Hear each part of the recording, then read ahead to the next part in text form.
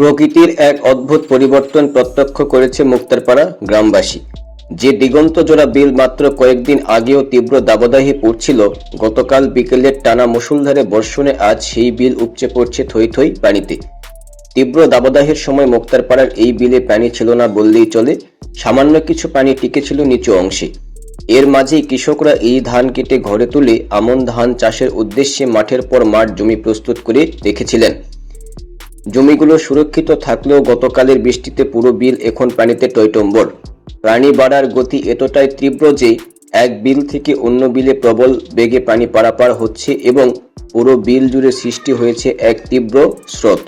অবশ্য স্বস্তির বিষয় হলো বিলের পানি গ্রামের লোকালয়ে প্রবেশ করেনি এবং ফসলি মাঠের ভেতরেও কোনো পানি ঢোকেনি। তবে বিলের বুক চিরে বয়ে চলা পার্শ্ববর্তী গ্রামের সংযোগ সড়কটি এখন সম্পূর্ণ পানির নিচে তলিয়ে গেছে।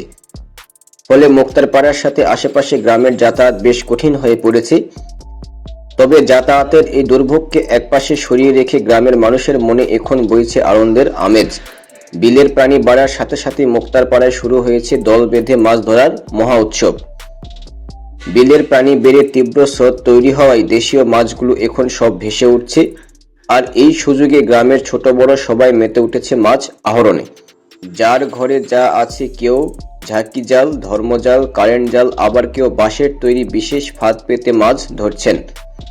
মাছ শিকারীরা জানিয়েছেন, পানির স্রোতের কারণে বিলে এখন প্রচুর মাছ পাওয়া যাচ্ছে এবং মাছের আকারও বেশ ভালো। পুঁটি, ট্যাংরা, শিং, মাগুর থেকে শুরু করে শোল, বোয়ালের মতো দেশীয় মাছ ধরা পড়ছে সবার জালে।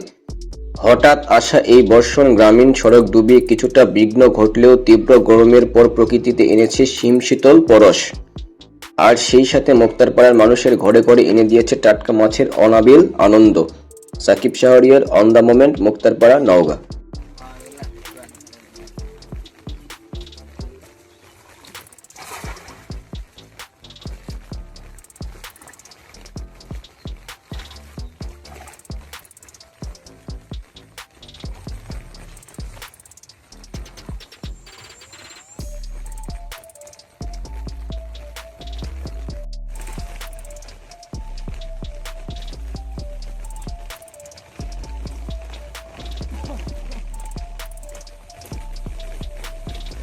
মাছে বাড়তে